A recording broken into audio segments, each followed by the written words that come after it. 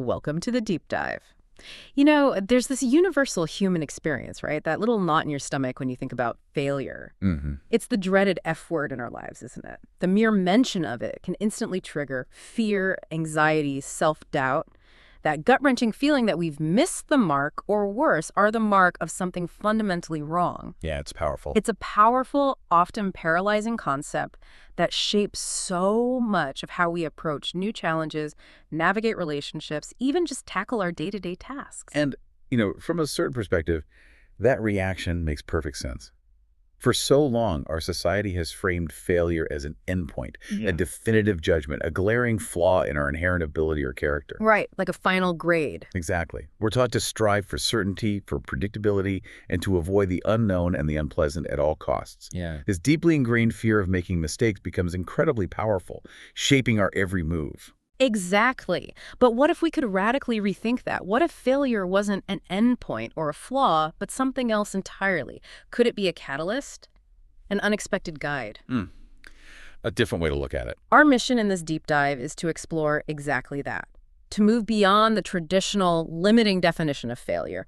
We're pulling insights from some truly cutting-edge psychological research, delving into profound philosophical concepts that challenge our very perception of truth and purpose. Yeah, and even looking at surprising parallels from the mind-bending world of quantum physics. Yeah, that part's fascinating. All of this is to equip you, our listener, with a fresh, empowering perspective on what it means to fall short, or rather, maybe, to stumble forward. Okay, let's unpack this. Let's do it. Today we're asking, what if everything we thought about failure was wrong? Can we actually re-engineer our relationship with it? That's the big question. So we're starting our deep dive into rethinking failure by examining a fascinating psychological framework, the VILX 2.0 model. This model helps us understand how we cope when reality just doesn't line up with what we anticipated. So, let's first clearly define what we mean by expectations. Okay. According to researchers Orfel and Pinkhart, expectations are essentially subjective beliefs about the likelihood of future events. Your internal forecast. Exactly. And what's particularly interesting and often frustrating is how stubbornly these expectations can persist, even when we're faced with evidence that clearly contradicts them. Oh, yeah. Like that habit you keep saying you'll break. Exactly. You still expect this time will be different, despite, the track record. That's a perfect example. And expectations aren't inherently negative. In fact, positive expectations can foster a healthy sense of optimism and are critical for setting and achieving goals. Sure, you need hope. But the picture changes dramatically when these expectations become delusional, or when negative ones, for example, in cases of depression, become so persistent that they actually impede progress, trapping individuals in a cycle. This is precisely where the core concept of expectation violation comes in. It's that undeniable moment when our anticipated reality simply doesn't align with what actually happened. It's a gap. It's the chasm between what we thought would be and what is. And that gap often triggers a powerful emotional response.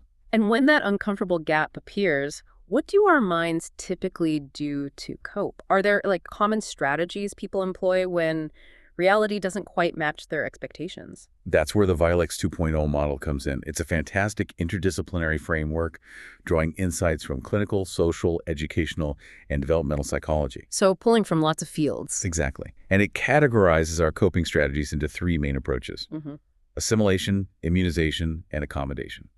It's really a roadmap for how we deal with that cognitive dissonance, that mental discomfort. Okay. So when an expectation is violated, we can either acknowledge it or dismiss it. And if we acknowledge it, we then have two distinct paths, right? Is that? Well, sort of. Let's break them down. The first strategy is assimilation. This is where you increase your efforts to maintain the original expectation despite obstacles. Okay, so you dig in. You dig in. Think about it. You received a worse than expected grade on an exam. Assimilation would mean saying, okay, I need to get more motivated. I will stick to my expectation of getting an A. Or you might simply redouble your study efforts, pull all-nighters. Do whatever it takes. Right. Dedicate every waking moment to ensuring you meet those high expectations next time. This is akin to what psychologists call primary control. You're actively trying to change the external world to fit your internal belief. You're pushing harder, digging your heels in, trying to bend reality to your will. Precisely. So you double down, basically. You're saying, my original plan is the right plan. I just need to work harder at it. But I wonder, is there a point where that doubling down becomes detrimental? Absolutely. When does assimilation stop being perseverance and start becoming stubbornness or even, delusion? That's a crucial question. And it speaks to the nuance of these strategies. Assimilation, while often seen as positive persistence, grit can become counterproductive if the expectation itself is unrealistic or the external circumstances are genuinely insurmountable. Right, if the wall is just too high. Exactly. It's Yeah. a spectrum. Now, the second strategy is immunization. This involves either invalidating or downplaying the contradictory data to preserve your original expectation. So this is where you dismiss the bad news. Yes, so with that same low grade, immunization might look like saying, that grade doesn't count because the examiner was clearly biased or unfair, or maybe, well, it was still sufficient to pass, so it was a good result anyway, even if I expected higher. Making excuses, basically, or reframing. It can be. It involves invalidating the data, like saying the test was unfair, or conceptually making your expectation immune, like saying passing is good enough. You're essentially building a mental force field around that original belief. Protecting it from inconvenient truth, like a psychological shield. That's a good way to put it. And then there's accommodation, which sounds like the complete opposite of digging in or dismissing. It is. Accommodation means changing or updating your expectation based on the violation. Okay, so adjusting. Using our examples, this would be saying, okay, after this bad grade, I should probably expect lower grades in this subject in the future. Or, for a different scenario, if you set a goal to go to the gym 5 times a week and consistently fail. Which happens. Right. Accommodation would be, you know what? The gym maybe isn't for me after all. I don't think I will go regularly. Maybe twice a week is more realistic. So you change your goal. You change your goal or your belief about yourself. This is what's known as secondary control. You're changing yourself or your internal expectations to adapt to the external circumstances. You're adjusting to reality rather than fighting or ignoring it. Exactly. So rather than fighting reality or ignoring it, you're adapting to it. Now, it's worth noting that these strategies aren't necessarily mutually exclusive, right? You might try a bit of one, then a bit of another. That's a good point. They aren't necessarily mutually exclusive in, like, a single moment. You might try to rationalize first, then try harder. However, the study suggests a general negative correlation among them. This implies that while you might dabble, there's often a fundamental overarching choice being made between maintaining your expectation and changing it. It's a continuum, but people tend to lean one way or the other as their primary coping mechanism. Interesting. Okay, let's talk about the study itself, the one by Orfel and Pincart from 2025. They involved 310 participants and presented them with vignettes, these short stories, describing negative achievement expectation violations, things like performing worse than expected on a task or failing to meet a personal goal. Yeah, situations we can all relate to. Definitely. And they experimentally manipulated 3 factors within these stories, how important the achievement was to the individual. High stakes versus low stakes. Exactly. Then, prior experience, whether it was confirming, disconfirming, or no prior experience at all. And finally, the emotional reaction to the failure, like confusion, annoyance, or maybe no strong emotion. What's truly interesting are the initial insights into how people generally coped.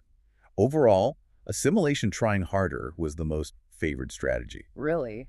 People defaulted to doubling down. Yeah, 33% of participants indicated they were very likely to use it. This was followed by accommodation changing expectations at 20%, very likely. And immunization dismissing the data came in last, with only 14% finding it very likely. Wow. So way more people try to change the situation than change their minds or dismiss it. Exactly. And this pattern actually aligns quite well with the lifespan theory of control, which suggests that individuals generally prioritize primary control. First, meaning they try to change the external world through assimilation before resorting to secondary control, which is accommodation, or changing themselves. So it's our natural inclination to try and make things happen the way we want them to before we consider that maybe our wants need to change. Pretty much. Bend the world before you bend yourself. So it seems our first instinct when faced with a setback is often to just double down and try harder. Think about that for a moment. How often have you done that, even when it might not have been the most effective path? It's very common. This isn't just a statistic, it's a profound mirror on our human nature, showing how deeply ingrained our desire for control and our initial resistance to changing our own minds truly is. Recognizing this default setting is the first step towards consciously choosing a different, perhaps more adaptive path. Well said. That makes a lot of sense. You try to bend the world to your will before you bend your will to the world. Now, let's dig deeper into what influences these coping strategies. It turns out that the personal relevance of an event plays a huge role. Oh, absolutely. This is something cognitive dissonance theory has explored for a long time. The more important a belief or outcome is to you, the greater the psychological discomfort when it's contradicted. And the harder you'll work to resolve that discomfort. Exactly. What's fascinating here is how deeply personal significance anchors our initial response to a setback. So the stakes matter a lot. Hugely. The study found that high importance of an initially expected outcome resulted in higher assimilation and lower accommodation. More trying harder, less changing your mind. Precisely. Think about the Spanish learning vignette from the study. If someone was learning Spanish because they hardly ever need it in everyday life, their reaction to not understanding much in Latin America would be quite different compared to someone who plans to live here several years. Right, the person moving there has much more invested. Exactly. The person planning to live there, for whom Spanish is highly important, is much more likely to double down and try harder assimilation, and less likely to just give up or lower their goals accommodation. That makes sense. This aligns with theories suggesting individuals might first immunize, maybe blame the dialect, then assimilate, study harder before accommodating, especially if the expectation is central to their life views or self-concept. So the more important it is, the more resilient, or maybe stubbornly persistent we become in holding on to that expectation. It's that fierce grip on our desired outcome. So if something truly matters to you, if it's deeply tied to your identity or your long-term goals, you're going to fight for that expectation. It's not just about wanting something, it's about the significance of that desire. Well put. But our past often dictates how we face the present, right? How do those old patterns, those echoes of what came before, shape how we react when our expectations hit a wall? Our prior experiences are incredibly influential. The study found that prior confirmation strengthened expectations, resulting in higher assimilation and immunization and lower accommodation. Okay, so if things usually go your way, You're more likely to keep trying the same way, assimilation, or dismiss the setback as a fluke, immunization, and less likely to change your overall accommodation. got it. Conversely, disconfirming prior experience was taken into account only for accommodation, making it 16.3% more likely if there was a history of expectation violations. Ah, so past failures make you more likely to adjust expectations this time. Yes, but notice the asymmetry. Past successes boosted both trying harder and dismissing failure. Past failures only seem to boost adjusting expectations. Interesting. Why the difference? Well, this is all tied to what we call optimism and confirmation biases. People tend to focus on and give more weight to pleasant or confirming experiences while more easily dismissing unpleasant or disconfirming ones, unless they pile up. That makes perfect sense. Like a baseball player who had a few good hits earlier in the season might easily ignore a recent strikeout, thinking, oh, that was just a fluke, I'm still a great hitter. Exactly. Their past success confirms their self-perception, even in the face of new negative evidence. It's a powerful filter we apply to reality. It's clear that our perceptions and our history influence how we react to violated expectations, but what about emotions? We often think of emotions as simply reactions to events, but can they actually shape our coping strategies, driving us towards certain paths? They absolutely can. The study specifically looked at academic emotions like confusion and annoyance. Okay, those are common reactions to setbacks. And it found that annoyance and confusion predicted higher assimilation and lower immunization. Wait, so being annoyed or confused makes you try harder and less likely to dismiss the problem? That's what the data suggests. What this means is that these emotions actually motivate us to increase our efforts to actively maintain our achievement expectations. When you're confused or annoyed by a setback, it creates a cognitive tension. Like an itch you need to scratch. Exactly. A tension that makes it more difficult or nonsensical to ignore expectation violations. It pushes you to engage with the problem rather than simply dismiss it or give up easily. Wow, that's a surprising twist. I've always thought of confusion or annoyance as things to shut down, something negative, but you're saying they can actually motivate us, push us to engage more deeply. They can. That really flips my perspective. It does. It's a nuance that highlights the adaptive potential of emotions.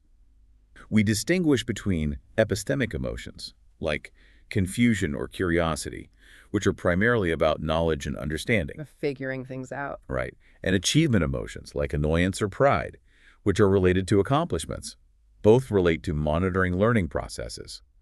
While confusion, for instance, can be beneficial for learning through increased engagement and deeper cognitive activities, as the study notes. You stick with it. Right. If it's left unresolved, it can indeed lead to disengagement and frustration. But in that initial phase, it can be a call to action. But not the biggest factor. No.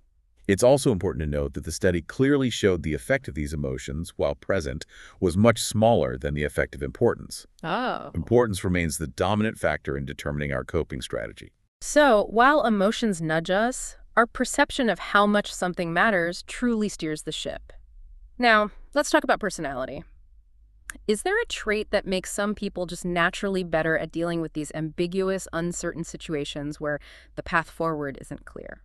Yes. And that trait is called tolerance of ambiguity, or 2A. Tolerance of ambiguity. It measures the capacity to deal with novelty and complexity, Yeah. such as unfamiliar, insoluble, or contradictory situations. Basically, how comfortable are you when things aren't clear-cut? And how does that relate to coping? This study found that higher tolerance of ambiguity predicted higher immunization and lower accommodation. So if you're okay with uncertainty, you're more likely to dismiss contradictory data and less likely to change your expectations. That seems counterintuitive. It does at first glance, but think about it. This implies that individuals with high 2A are better equipped to wait out uncertain situations. They're more comfortable sitting with conflicting information with a lack of clear answers. They don't feel that immediate pressure to resolve the dissonance. Exactly. Wow. Which therefore favors strategies that preserve existing beliefs, like immunization. Maybe this weird result is just noise, let's wait and see. They might experience less discomfort with contradictory cognitions, allowing them to ride out the uncertainty rather than immediately trying to resolve it by changing their mind. Accommodation. So someone with high tolerance of ambiguity might hear conflicting advice or encounter a situation where the data doesn't quite add up and they don't feel an immediate desperate need to resolve it or change their mind. They're okay letting it sit there for a while, seeing how it unfolds. Pretty much. That's a superpower in today's complex world. It can be, but it can also be a double-edged sword. How so? While it provides resilience and prevents premature changes, it might also lead to treating genuine issues as mere coincidences or temporary blips, thereby delaying necessary strategic changes when they are truly needed. Right, they might be too tolerant of ambiguity to see a clear signal that a different path is required. Exactly. It's about finding that sweet spot. Fascinating. And finally, when we look at individual differences, were there any demographic patterns in how people coped with these expectation violations? Do our life stages or even gender play a role? Yes, there were some notable patterns. The study found that the tendency towards accommodation increased with age. Older people were more likely to adjust their expectations. That's right. Older individuals were more likely to change or update their expectations when faced with a violation. Why might that be? More life experience.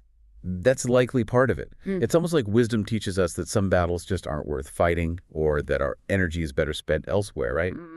The research suggests this could be because, as people age, they accumulate more experience navigating challenges and might become less distressed by the prospect of giving up an objective. There's also the socio-emotional selectivity theory, which suggests that with age, priorities often shift increasingly towards close social relationships and emotional well-being, rather than external striving for material objectives. So letting go of an expectation isn't necessarily a failure anymore. Exactly. It's just a reprioritization, a very active and potentially healthy form of accommodation, you could say. That's fascinating. So as we get older, we might naturally become more adaptable, more flexible in our expectations. And what about gender? Were there differences there? The study indicated that the level of assimilation was lower in men than in women. Meaning women were more likely to use assimilation, to try harder. Yes. This suggests that women, when faced with an expectation violation, were more willing to make greater efforts to achieve objectives despite obstacles. Any thoughts on why? One possible explanation, noted in the source, is that women might be socialized to exert more effort to overcome challenges and persist, which can lead to higher assimilation. So cultural conditioning potentially plays a role. It seems plausible. It reflects how societal and cultural factors can influence our fundamental coping mechanisms when faced with setbacks, even at a very basic psychological level. Okay. So far, we've broken down the psychological mechanisms behind how we deal with setbacks.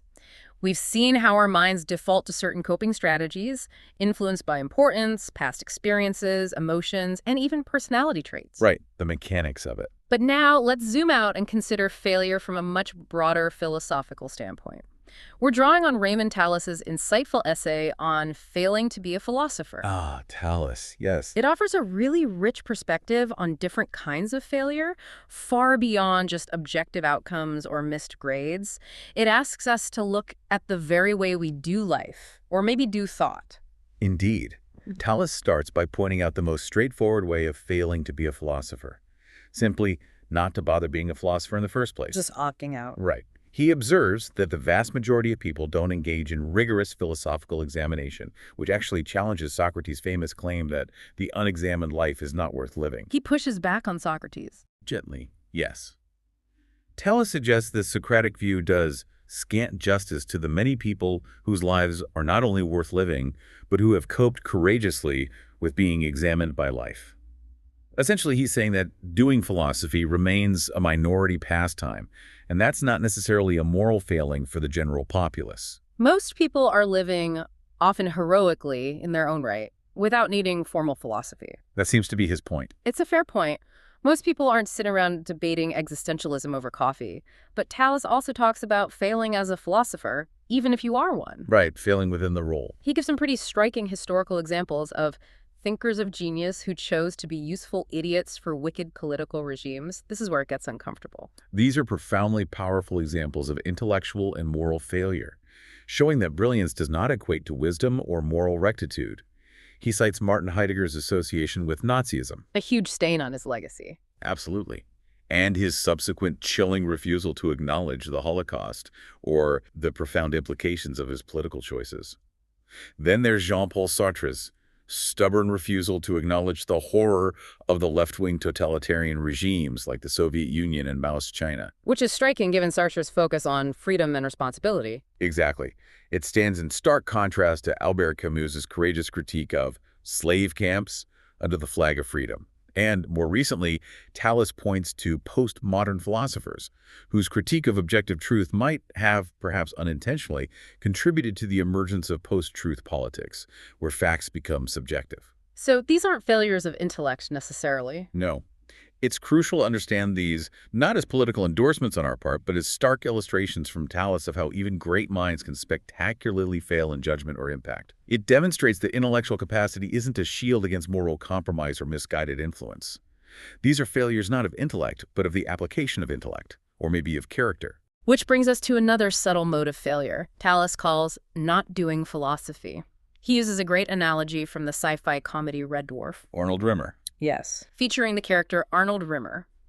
Rimmer meticulously plans his revision schedule with color codes and rest periods, but spends so much time perfecting the schedule that he leaves no time for actual revision. He's doing things in a non-doing it sort of way, an endless preliminary. Exactly. It's planning instead of doing. And this applies directly to professional philosophy and, frankly, to many academic disciplines. Tallis argues that academic philosophers often spend their time on administration, setting, and marking essays and exams, or on publication outputs like proofreading, checking references, multiple submissions to meet career metrics. The busy work. Right. Activities that aren't true philosophizing driven by an ache for fundamental understanding. Nietzsche's idea of thinkers as reacting machines comes to mind here. Reacting to other academics, mostly. Yes, where the academic focus becomes a preliminary critique of a neo-Smithian critique of the post-humanist critique, rather than a direct response to the mystery of one's existence. Wow. These secondary satisfactions like winning arguments, building a CV, or gaining reputation can compensate for the fading of the dream of genuine understanding. It's a failure to live up to the spirit of the endeavor, even while fulfilling the professional requirements. So they're going through the motions, meeting the metrics, but perhaps not truly engaging with the deep existential questions that sparked their interest in the first place. It's a kind of performative philosophy rather than a lived one. That captures it well. And then there's what Tallis calls not living philosophy, which he describes as the subtlest mode of failure. This one really resonates with me. This refers to arguing for or accepting conclusions that are not truly imagined, even less in any way lived. So holding beliefs you haven't fully processed or integrated. Exactly. Paul Valéry, the poet and essayist, described the thinker as an imposter, where the frozen contrail of books gives a false impression of the writer's chaotic, fluid consciousness. The neat arguments hide the messy reality of thinking. Precisely. The core point here is that doing philosophy in a truly philosophical way only begins with arriving at the outcomes of arguments. It's not enough to intellectually grasp a conclusion. You must fully imagine it, internalize it, and even try to live it. It asks, does your philosophy genuinely alter your way of being in the world? Here's where it gets really interesting, for me anyway. If you truly believe something, deeply, philosophically say, a particular metaphysical standpoint on reality or human nature, why aren't you trying to convert your friends, your family, your nearest and dearest to your perspective? That's a provocative question. The widespread lack of interest in convincing non-professionals, Tallis suggests, raises questions of how serious we are in holding them. He even references Kierkegaard's Lunenburg pig metaphor. Yes, the truffle pig. Philosophers digging up truffles, conclusions they throw over their shoulder for others to eat, highlighting this profound disconnect between a philosopher's stated beliefs and their daily life or interactions. It's a powerful critique. It truly is. It pushes us to consider if our intellectual positions are truly integrated into our being, transforming our actions and interactions, or if they are merely abstract exercises, intellectual games played within a professional bubble. It's just a deep failure to live your own truth if you don't feel compelled to share it. To further explore this tapestry of wisdom and the complex relationship between thought, action, and what it means to truly live your beliefs, let's weave in some favorite philosophy quotes that came up in our research. Good idea. These quotes touch on themes of truth, self, the nature of knowledge, and how we engage with our own authentic being or fail to. These quotes beautifully encapsulate various aspects of how we navigate life, truth, and our own experiences of success and failure, prompting us to reflect deeply. For example, Oscar Wilde famously said, "Most people are other people. Their thoughts are someone else's opinions, their lives a mimicry, their passions a quotation." Ouch. That's pretty blunt. It is. But it really challenges us to think about authenticity, doesn't it? If we're just copying, are we truly living or just failing to find our own unique path? It connects directly to Tallis's not living philosophy. If our beliefs aren't truly ours, deeply felt and lived, then are we really doing anything? We're just repeating. It's a powerful and perhaps uncomfortable truth. And then, almost as a direct counterpoint, Diogenes offered, "One original thought is worth 1,000 mindless quotings." Right. That's almost a call to action, isn't it? To find our own voice, our own understanding, even if it means stumbling a bit along the way. To make that leap from mimicry to true insight. Which requires being willing to be wrong or fail initially. Indeed. Friedrich Nietzsche, a perennial favorite, provides much to ponder. His idea of life as a means to knowledge. One can live not only boldly, but even gaily, and laugh gaily too. Embracing the experiment of life. Yes. This frames life as an experiment, where even missteps are simply data points, opportunities to learn. It injects a sense of adventurousness into the very act of living. Yet he also warns, when you gaze long into an abyss, the abyss also gazes into you. A reminder of the potential darkness or difficulty. Exactly. Reminding us of the profound and potentially challenging truths we confront, including our own failures or the dark sides of human nature. This isn't a cheerful observation, but perhaps a necessary one for genuine understanding. And something simpler, but equally profound from Aristotle. It is the mark of an educated mind to be able to entertain an idea without accepting it. Crucial. This is crucial for learning from diverse viewpoints, especially when considering our own errors or perceived failures. You don't have to agree with a critique or a difficult truth, but you can still understand it, examine it, and learn from it without letting it consume you. Exactly. Jean-Paul Sartre's existentialist perspective gives us, every living thing is born without reason, prolongs itself out of weakness, and dies by chance. Cheerful stuff. Well, it can feel bleak, but it offers a profound way to cope with arbitrary outcomes and the inherent lack of fixed meaning in our existence, which includes dealing with unexpected failures. If there's no inherent reason for anything, then a failure is simply an event, not a judgment on your inherent worth. Takes the pressure off, in a way. It can. And Bertrand Russell's observation, the whole problem with the world is that fools and fanatics are so certain of themselves, but the wiser so full of doubts, highlights the essential humility needed to learn and adapt, and to question assumptions. That really resonates today. Certainty versus doubt. It's a critical step after a setback. the ability to doubt your initial approach and consider alternatives. Then there's the wonderfully expansive thought, often attributed to Carl Sagan, but also linked to Warren Ellis. If you wish to make an apple pie from scratch, you must first create the universe. Love that one. This vividly illustrates the interconnectedness of things and the sheer scope of starting from scratch. It can also highlight how complex a seemingly simple goal can be, and how many prior failures or small incremental steps might be necessary to even begin to approach a grand endeavor. It puts our individual setbacks in a truly cosmic perspective. And Thoreau's "as if you could kill time without damaging eternity" reminds us of the profound consequences of inaction, or perhaps the profound value of every moment, even those spent grappling with what we deem failures. Every moment counts. Every moment is part of your eternity. Ilya Zhiadkowsky offers a great insight for growth. A belief is only really worthwhile if you could, in principle, be persuaded to believe otherwise. Being open to being wrong? Yes. This speaks directly to the flexibility needed to learn from errors and avoid fixed mindsets. It's about being open to changing your mind when faced with new information, rather than stubbornly clinging to a belief that has been disproven. It's the antithesis of immunization. And finally, Lao Tzu's profound chain. Watch your thoughts, they become words. Watch your words, they become actions. Watch your actions, they become habit. Watch your habits, they become character. Watch your character, it becomes your destiny. The ripple effect. This reinforces the iterative journey of personal growth and the immense impact of our internal processes on our external outcomes. It suggests that even small shifts in how we process a failure, how we think about it, can ripple out to our entire destiny, fundamentally shaping who we become. It's about the continuous process of becoming, where every step, including those we label mistakes, contributes to the masterpiece that is you. Okay. We've explored psychological coping mechanisms and philosophical insights into what it means to fail or not live our truth.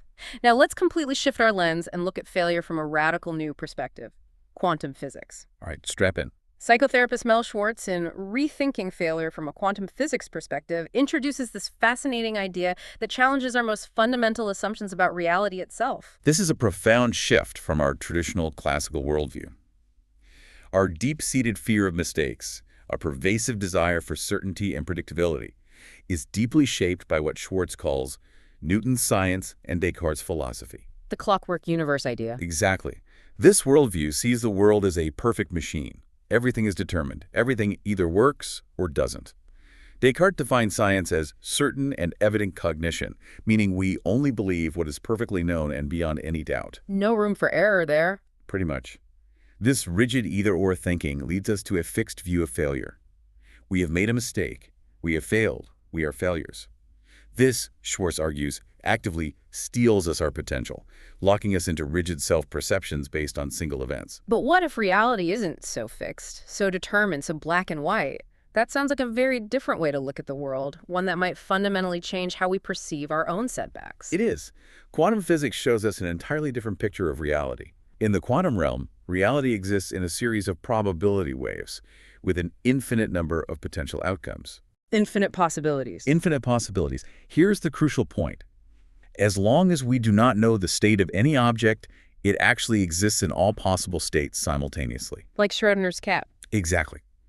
The very act of observation reduces the wave potential to a fixed thing, a particle. Think of it like this. Yeah. Before you open that gift, it could be anything, right? A book, a sweater, a gadget. It holds all those potentials simultaneously. It's only when you open it, when you observe it, that one specific thing becomes real. So our observation collapses the wave function. In essence, quantum physics suggests our lives are constantly in that state of all potentials until we make a choice, take an action, or assign meaning. As we think and choose, Schwartz says, we create reality and assign meaning to things and events.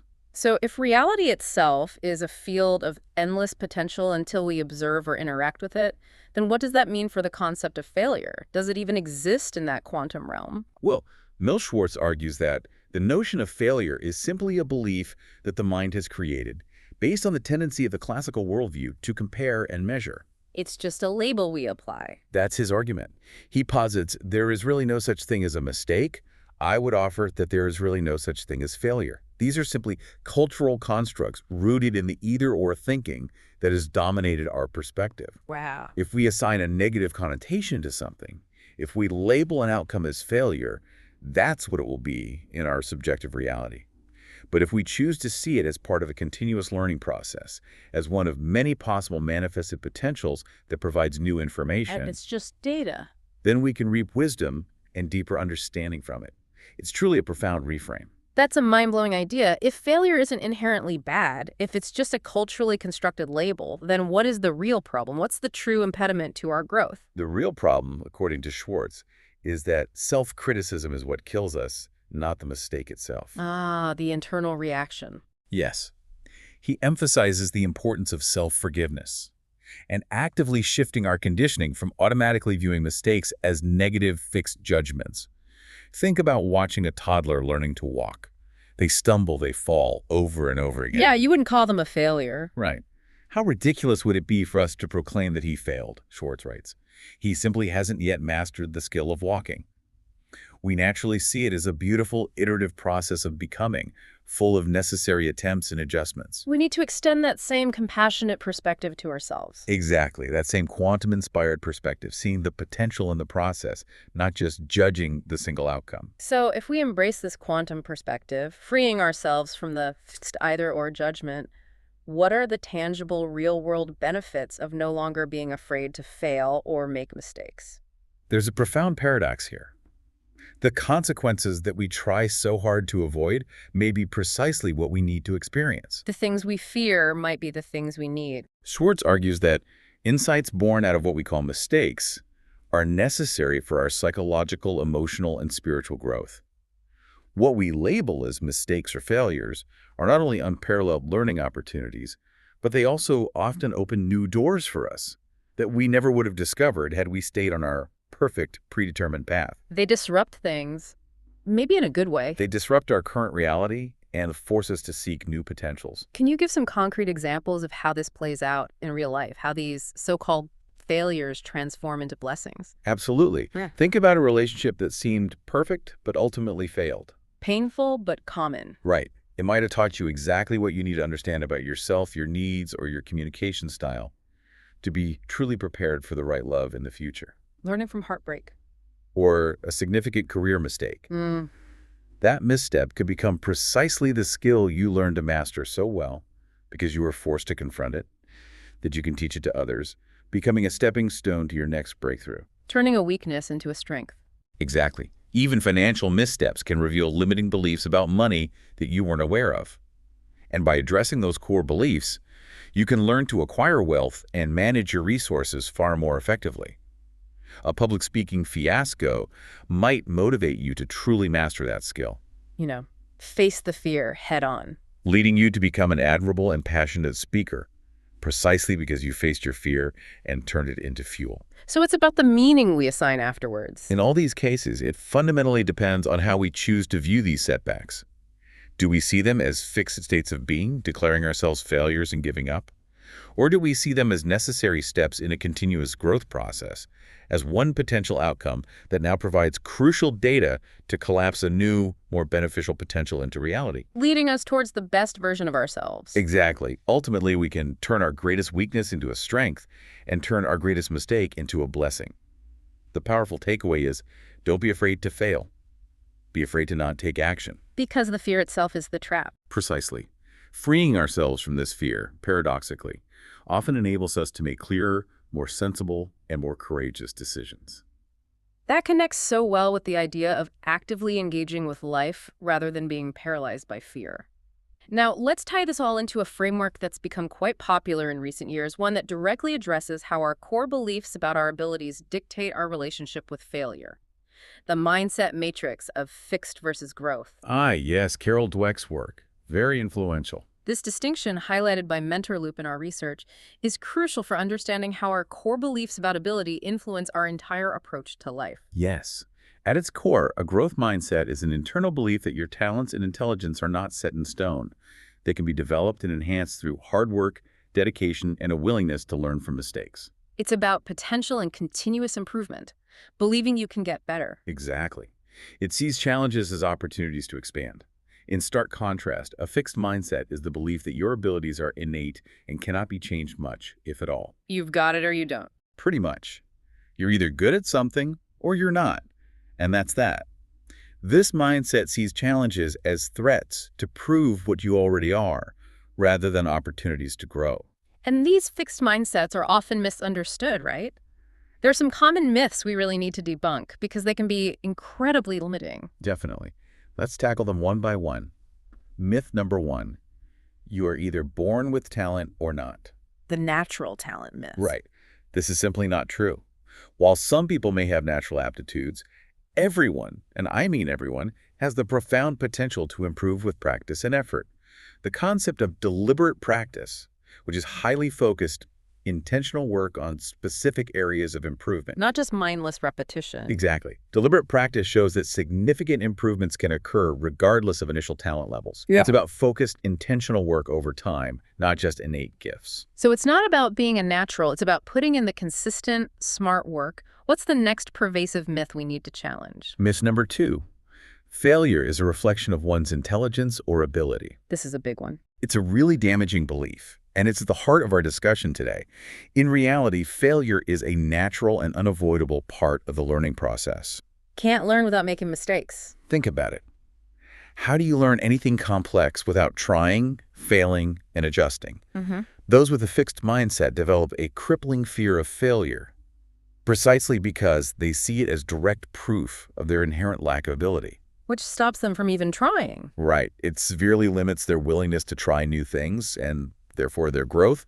But individuals with a growth mindset embrace failure as an invaluable opportunity to learn and grow. They see it as feedback. Exactly. When you fail, you're forced to reflect, to innovate, to develop new skills and strategies. It's the engine of progress. So the fear of failing actually becomes the real failure because it stops you from trying and learning. It traps you. What's the third myth? Myth number 3, those with a fixed mindset are simply not motivated to learn or improve. They just don't care. Well, this isn't quite accurate either. People with a fixed mindset can be motivated, but if they believe their abilities are limited, they may paradoxically put in less effort. Why bother trying if you think it won't make a difference? Exactly. It's a self-fulfilling prophecy. Why try harder if you genuinely think you can't get better? A growth mindset, however, fosters the belief that effort will lead to improvement, which then encourages greater motivation, persistence, and a willingness to tackle even the most daunting challenges. It's a virtuous cycle. When you lay it out like that, the empowering nature of a growth mindset becomes incredibly clear. What are the practical benefits for someone who actively adopts and cultivates this approach in their daily life? The advantages are truly significant and far-reaching. Individuals with a growth mindset are more resilient, persistent, and motivated in the face of challenges. They bounce back better. Yes. They genuinely embrace challenges and view them as opportunities to learn and grow, rather than as threats to their self-worth. This means they're more likely to take on new challenges and learn new skills, leading to continuous career advancement and profound personal growth. They keep learning. They also actively seek out feedback, even difficult feedback, and use it constructively to improve instead of ignoring it or becoming defensive. They want to know how to get better. Right. They set goals focused on learning and development, not just proving how smart or capable they already are. Yeah. And on a broader societal level, fostering growth mindsets contributes to more inclusive and innovative solutions to societal issues, because people aren't afraid to experiment and fail forward. That's a strong case for cultivation. Is there a scientific basis for this? What's happening in our brains when we adopt a growth mindset that explains these profound benefits? Absolutely. A key factor is neuroplasticity. The brain's ability to change. Exactly. Which is the brain's incredible ability to change and adapt in response to new experiences and challenges. When we engage in challenging activities, especially those where we make mistakes and learn from them, our brain actively forms new neural connections and strengthens existing ones. Learning physically changes the brain. Over time, this literally rewires our brains, leading to measurable improvements in our cognitive abilities and skills. So actively pushing past your comfort zone, embracing those failures, literally rewires your brain for greater capacity. That's amazing. This highlights the critical role of effort and persistence. Success isn't just about innate talent. It's about putting in the time and focused work that physically reshapes your brain. So the very act of trying and pushing yourself creates the capacity for more, for future success. That's a profound connection between action and biology. And I've heard that the way we talk about effort, especially with kids, can really impact whether they develop a fixed or growth mindset. You're absolutely right. Language plays a huge, often underestimated role. Praising effort and hard work, for example, saying you worked so hard on that problem and look how much you learned, rather than just innate abilities like you're so smart. Focus on the process, not just the trait. Precisely. Praising effort instills a growth mindset. This kind of praise builds long-lasting and lifelong self-esteem because it teaches individuals that their efforts lead to improvement and mastery, not just that they're inherently gifted. It cultivates the belief that they can change and grow. Given all these benefits, it sounds like everyone should strive for a pure growth mindset, as if it's the only right way. But is it always that straightforward? Can there be any advantages to a fixed mindset, or is it always a hindrance? Well, it's not always easy, and cultivating a growth mindset requires intentional effort and consistent practice, especially if you've had a fixed mindset for a long time. It takes work. It does. You cultivate it by embracing challenges, learning resiliently from failure, and actively seeking constructive feedback. However, it's also important to acknowledge that there are advantages and disadvantages to both. Really? Advantages to a fixed mindset? In certain contexts, perhaps. While a growth mindset is generally more advantageous for learning and adaptation, a fixed mindset can offer comfort with routine, which might be efficient sometimes, and potentially lead to less unnecessary risks if someone believes their current approach is already optimal. Okay, I can see that. Less messing with what works. People with a fixed mindset might also feel more secure in their abilities sometimes because they aren't constantly questioning or pushing themselves into uncomfortable territory. The key then is probably to find a balance, leveraging the benefits of a growth mindset for learning and development while still acknowledging your natural talents and being comfortable with routines where appropriate. So being strategic about it, knowing when to push and when to rely on established skills. Exactly. It's about being strategic in its application. Now, let's bring these concepts of failure, coping, and mindset into a very real-world, high-stakes context. Psychotherapy. Okay, shifting gears. Research by Oasi et al. In 2024, looking at Italian psychotherapists, sheds light on how failure plays out in professional therapeutic settings, particularly concerning treatment failures and patient dropout. A very challenging area. This isn't just about a project or a test, it's about deeply personal growth, and when it doesn't work out, the stakes feel incredibly high. Absolutely. This is a critical area, as treatment failures are a persistent and heartbreaking issue in clinical practice. For dropout specifically refers to a patient's unilateral termination of treatment without the therapist's knowledge or approval. They just stop coming. Right. While premature termination means ending therapy before sufficient problem reduction has occurred, even if it's mutually agreed upon. These rates are significant, hovering around 20%. 1 in 5. Wow. And they have negative consequences, not only for patients who might experience exacerbated symptoms, diminished hope, and a deeper sense of abandonment, but also for the wider community through increased healthcare costs and a loss of trust in mental health services. It's a profound setback for everyone involved. That's a heavy burden, knowing the profound impact these outcomes have. And what about the therapists themselves? How does premature termination, or the perceived failure of a treatment, impact them on a professional and personal level? From the therapist's perspective, premature termination can be extremely disheartening, impacting professional self-efficacy and satisfaction, and leading to profound feelings of failure, frustration, and helplessness. It hits them hard, too. Very hard. Yeah. It's a direct challenge to their competence and their ability to help. The study specifically looks at countertransference. The therapist's emotional reaction to the patient. Exactly. Their emotional and psychological responses to the patient. These responses can be conscious or unconscious, positive or negative, and they are critical to acknowledge because they can significantly influence the therapeutic process. And what were the common types they found? The most frequent types of countertransference found in the study related to dropout were helpless inadequate, experienced by 39% of therapists, a profound feeling of not being enough. Feeling like they failed the patient. Right. And parental protective, 32.1%, which, while seemingly caring, carries its own complexities. Can you explain those two types in more detail? What do they look and feel like for the therapist? Certainly.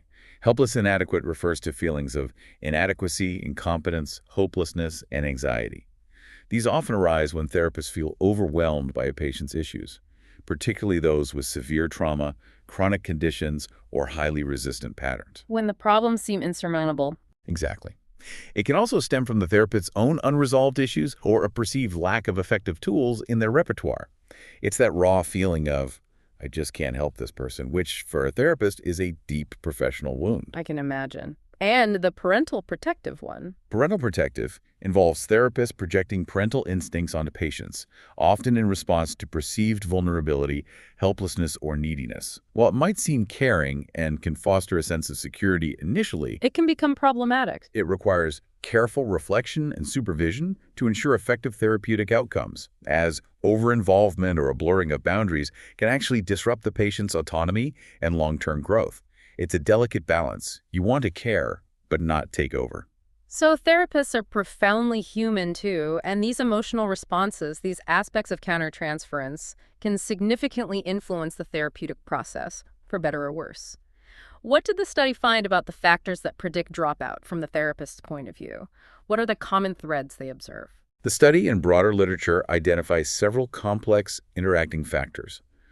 On the patient side, diagnoses like borderline personality disorder or childhood trauma are often linked to higher dropout rates. Because the issues are so deep and complex. Exactly. As our low early therapeutic alliance, not clicking with the therapist, expressed dissatisfaction, lower socioeconomic status making attendance harder, and certain personality traits like perceptual dysregulation, rigid perfectionism, or emotional dysregulation. Things that make sticking with therapy difficult. Right. For therapist factors, less experience or training and significantly negative countertransference are linked to higher dropouts. If a therapist is unaware of their own emotional reactions like feeling helpless or overly parental, they can inadvertently undermine the alliance. And process factors. Process factors include practical issues like low session frequency, too few appointments to build momentum, or frame ruptures, breaks in the agreed-upon structure or boundaries of therapy, which can destabilize the process. So lots of contributing factors on all sides. It's rarely just one thing. That's a lot of variables. And was there any gender disparity among therapists in their experience of these challenges? Do male and female therapists experience these failures differently?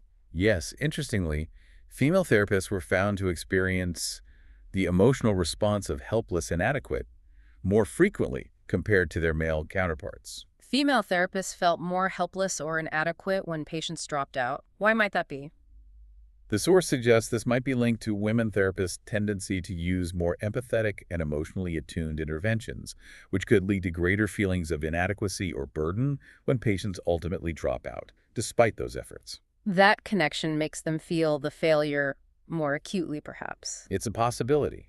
It's a complex interplay of personal emotional styles, professional identity, and perhaps societal expectations placed on caregivers. What about how the patient actually terminates therapy? Does the method of interruption tell us anything about the underlying dynamics or the therapist's emotional response? It does seem to. The study looked at how treatment was interrupted and categorized the methods. Lack of communication, where patients simply disappear without a word. Ghosting the therapist. Essentially.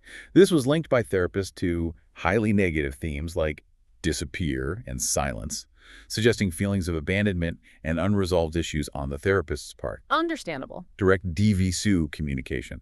That's when patients talk to their therapist face-to-face in a session to end things. A hard conversation. Right. This was seen by therapists in much more positive terms as useful in a meeting.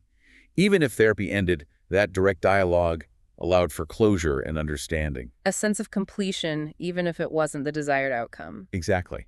And mediated communication, such as by phone or message, was more often linked to the terms dropout or attachment figures, suggesting a middle ground where some communication occurred, but perhaps without the full resolution of a face-to-face ending. So how therapy ends matters a lot to the therapist's sense of closure. It seems so. This suggests that even the way therapy ends carries significant emotional weight and meaning for the therapists, impacting their sense of failure or successful resolution. So understanding these dynamics, these human emotional responses to setbacks in a professional context is crucial. What are the clinical implications of these findings?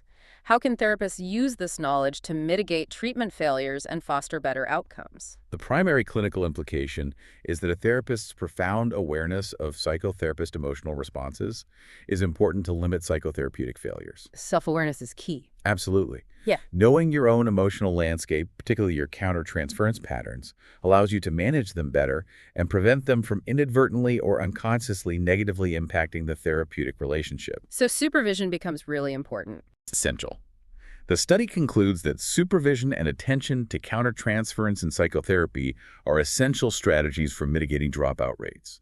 Through consistent, robust supervision, therapists can enhance their competence, address blind spots that might lead to an unfavorable dynamic, and foster stronger therapeutic alliances. Which helps them catch problems earlier. Exactly. This ultimately helps them detect and address patient concerns earlier, adapt their approach, and lead to more tailored treatment planning and, crucially, better outcomes for the patient. It's about being incredibly self-aware to serve others effectively. That's incredibly insightful, showing how, even in professional settings, the way we engage with perceived failures, our own or those of others we're trying to help, and our own emotional responses to them, can be the key to better results. It shifts the focus from the failure itself to our conscious, mindful response to it. Well said. This deep dive has truly taken us on a journey, hasn't it? We started by unpacking the psychological coping mechanisms we employ when our expectations are violated. Assimilation, immunization, accommodation. Right. Understanding those nuanced strategies and how our own biases often keep us locked in less productive patterns. We then soared into the philosophical realm, challenging conventional notions of intellectual and personal integrity through Raymond Tallis's critiques. And that great collection of quotes pushing us to examine how much we truly live our beliefs. Exactly. And then we truly shifted our paradigm, considering failure not as a fixed state, but as a dynamic field of potential through the mind-bending lens of quantum physics. Which invited us to shed the baggage of fixed judgments. A real game changer, potentially. Definitely. Finally, we grounded these ideas in the very practical human context of psychotherapy, examining how even highly trained professionals cope with the profound failure of patient dropout, and how self-awareness is the key to resilience and growth. In essence, the core message we've uncovered is that failure isn't a fixed state to be avoided at all costs, something that definitively labels you as less than. It's not a final verdict. No. Rather, it's a dynamic, often necessary, and even beneficial part of learning and growth. Our perception and our conscious response to setbacks are paramount. It's not about avoiding the fall, but how we choose to interpret, learn from, and ultimately rise from it. It's about seeing the potential within every apparent ending. Exactly. And that means you have the profound power to redefine failure in your own life, to leave you with a powerful thought, something to really mull over as you go about your week and encounter your next challenge. Consider this insight from neuroscientist Dr. Andrew Huberman. Huberman, yes. Yeah. He says, errors are the basis for neuroplasticity and learning. The feedback of these errors creates an opportunity to focus on the error margin, and then the nervous system starts to make changes almost immediately. So errors literally trigger change in the brain. Yes, but here's the crucial part. If you are uncomfortable making errors and you get frustrated easily, but if you take that frustration and you walk away from the endeavor, you are essentially setting up plasticity to rewire you according to what happens afterwards, which is generally feeling pretty miserable.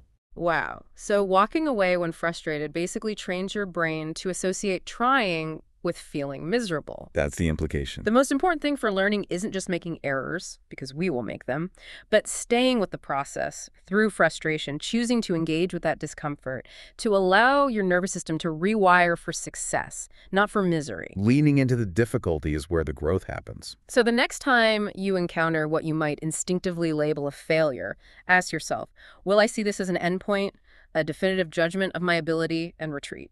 Or will I choose to engage, to persist through the discomfort, and see it as the very catalyst my brain needs to grow, adapt, and ultimately thrive? The choice, as always, is yours.